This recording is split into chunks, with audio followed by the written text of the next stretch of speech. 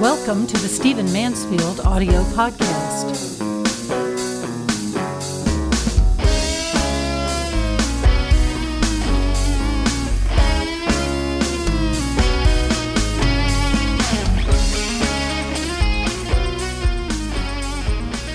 For those of you who listen to this podcast regularly, you know that I had promised a 3-week series leading up to Thanksgiving. Being as sentimental about Thanksgiving as I am and believing it to be a holiday that reminds us of some important features of our American history, I would plan to do a 3-week series. However, I'm going to interrupt that series today. I did part 1 last week. Today, I want to talk about what's happened here recently with ISIS. And next week, I will do part 2 of that series. I'll only do 2. And I will tell the Thanksgiving story, which I think is immensely relevant given what I'm discussing today.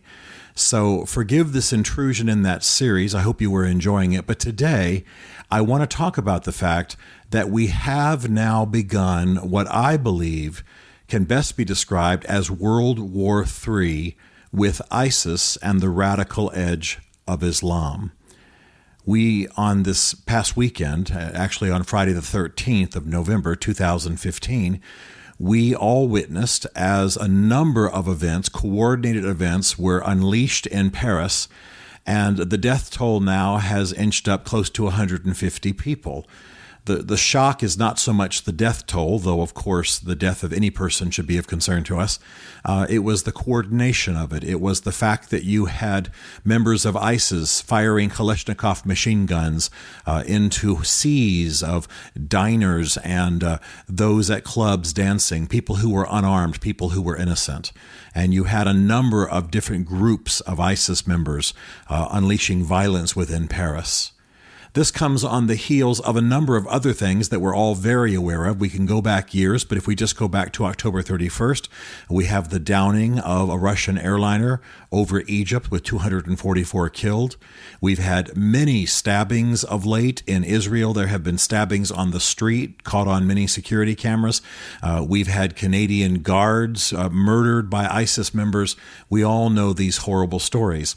And I'm not attempting to be sensationalist. I'm not attempting to stir up animosities when I say that I believe that we have indeed now stepped into a condition where we have to say that we have entered into World War III. Now, why do I say that? Well, let me first say that I'm not alone in saying that. The Pope said just within the last few days, he said we can now speak, quote, of a third world war, one fought piecemeal with crimes, massacres, and destruction.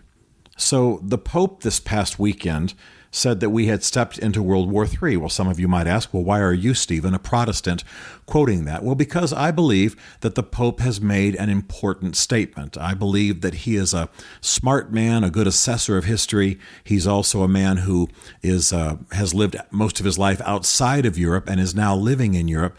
And so I think his analysis is important, both because he's a religious figure and because I think he comes as an outsider to the European context.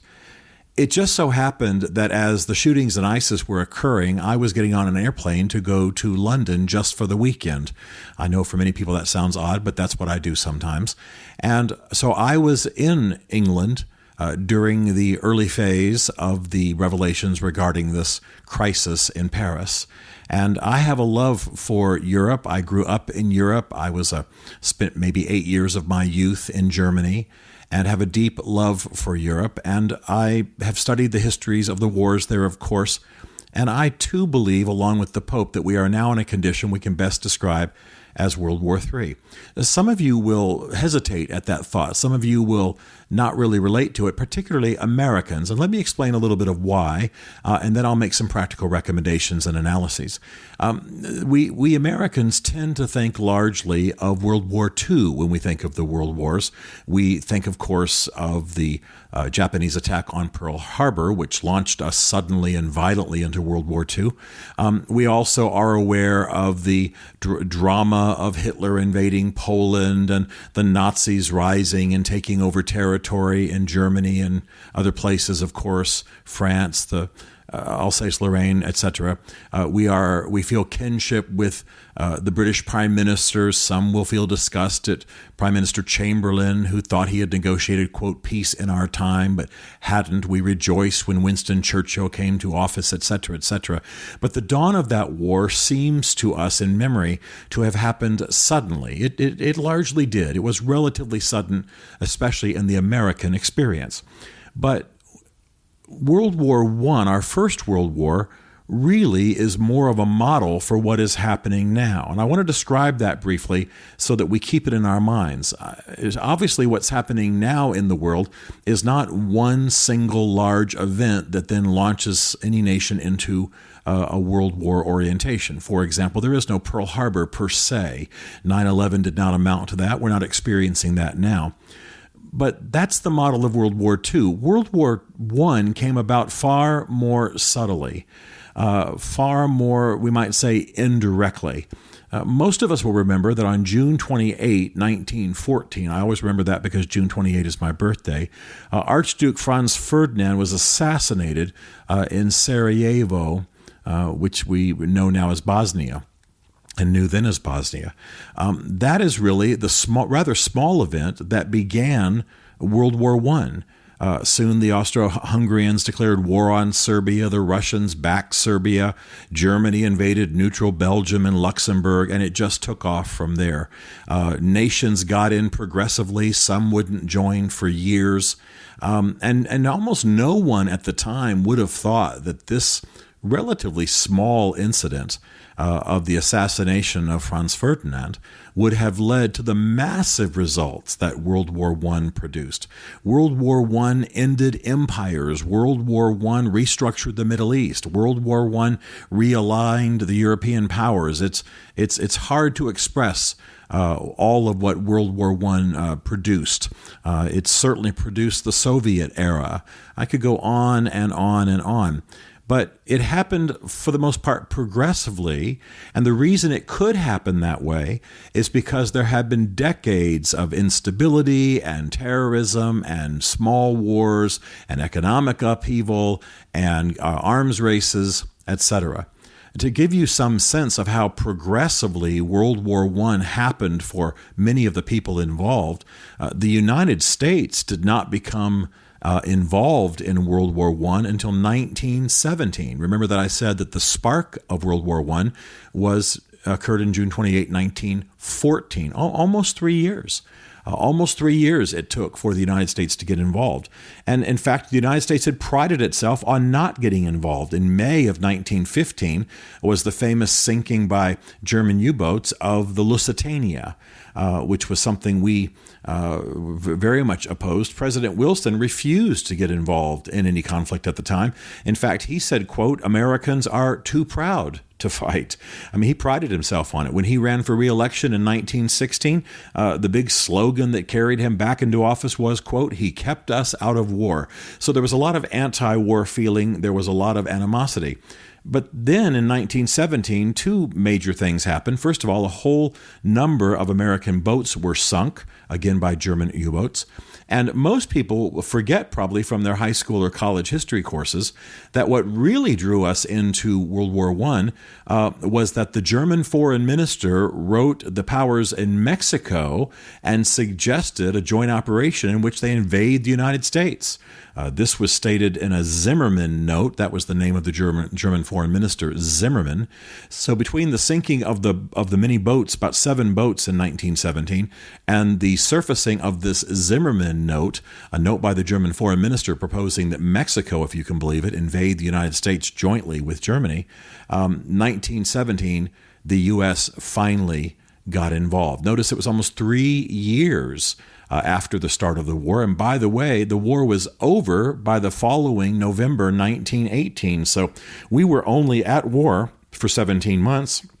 And we didn't lose that many men. I don't mean to diminish the war. It was a horrible war. Some other time I'll do a podcast on World War I and commemorate it, since we're at the 100-year anniversary of the events of World War I. But my goodness, the horrors, the terror, the fact that the military technology had horribly outstripped the tactics used at the time, and millions and millions were lost. 9 million people total, 7 million combatants, entire generations of European manhood wiped out.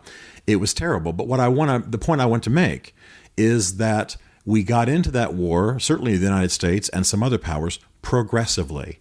It did not have the sudden dawning that World War II did. It did not have its Pearl Harbors and its Nazi troops moving into Poland and Czechoslovakia. It did not have the Blitzkrieg that we experienced in World War II. It was far more progressive. And nations even invaded each other that had nothing to do with the war. Why would Mexico want to invade the United States? You see, it became sort of an excuse in World War I for animosities to surface.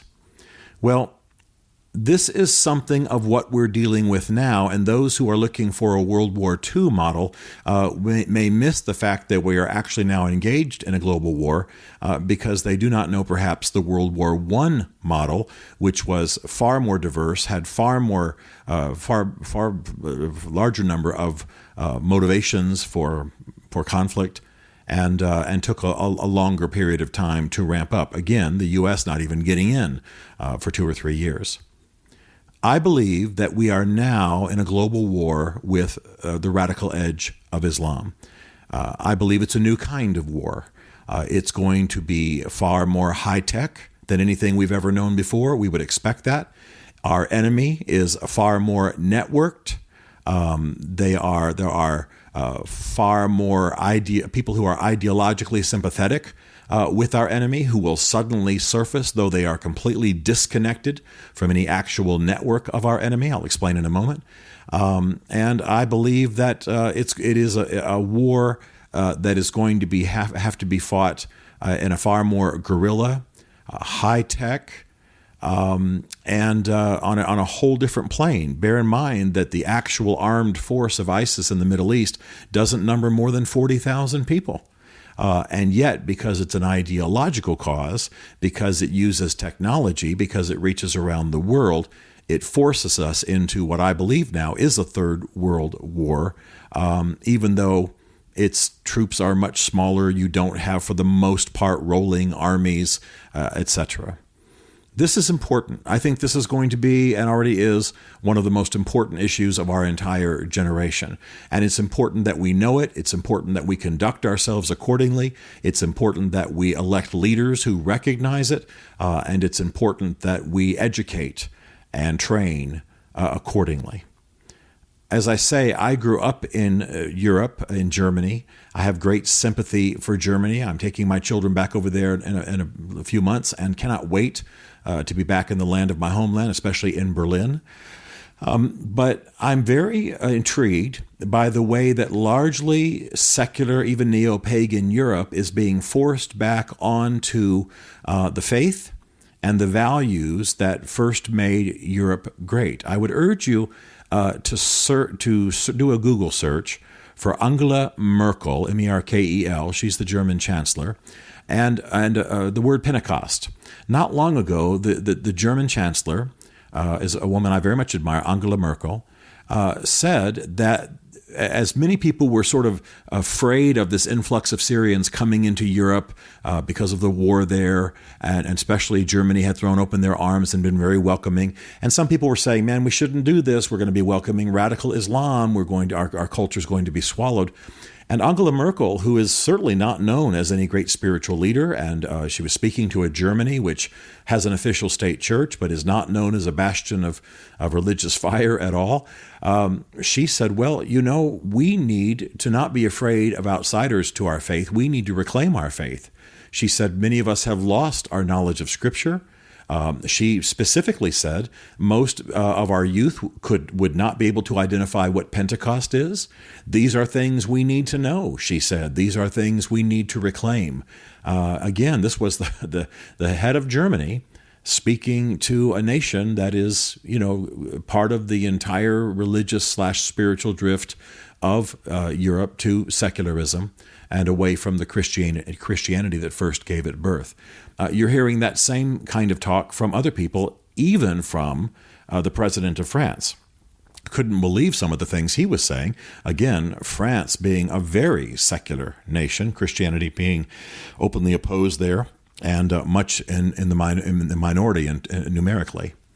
Now, I think what's important now, what the shifts that are important, is that, first of all, we need to accept the fact that we are at war, that we have entered into, whether historians ever call it this or not, World War III. Number two, we need to recognize that, as I've said, this is forcing Europe onto its earlier values. What distinguishes it? What makes its culture? How can it stand as a people? A third thing we ought to know is that many people have seen the work of radical Islam in Europe as being anti-Semitic, and much of it has been. The earlier shootings in France, absolutely anti-Semitic, strong anti-Semitism, riots in the streets of Paris against French Jews, who have been, by the way, a great part of the strength of that country. But now people are beginning to realize this was just an excuse. This was just the radical edge of Islam using the Palestinian situation as an excuse to launch violence against European Jews. Obviously, their target is not just Jews. Their target is anyone who does not stand with them, who does not bow to their religious wishes, who does not, who in any way even just enjoys an evening out for dinner in a city like Paris and does not bend politically to the wishes of ISIS. Finally, I think we all need to keep in mind that whenever we have gone to war as a people, we have had to prepare personally, and I think that is very much the case now. We need to be prepared for the kind of warfare this is. I'm sitting right now in Nashville, Tennessee, as I record this podcast. I think most of you know, Bev and I split our time between Nashville and D.C. I happen to be in Nashville. Well, Nashville could hardly be further away from any of these incidents geographically, and yet it's quite possible that in the next hour, some young man, perhaps of Middle Eastern descent, might be watching a video on YouTube or some other location, some other website where radical Islam, where the ISIS ideology is proclaimed. This young man might have a knife, a gun, a butter knife, a car, and step out onto the streets of Nashville and start killing people with that tool, simply because he's been radicalized in the last 60 minutes. This is the kind of war that we are dealing with.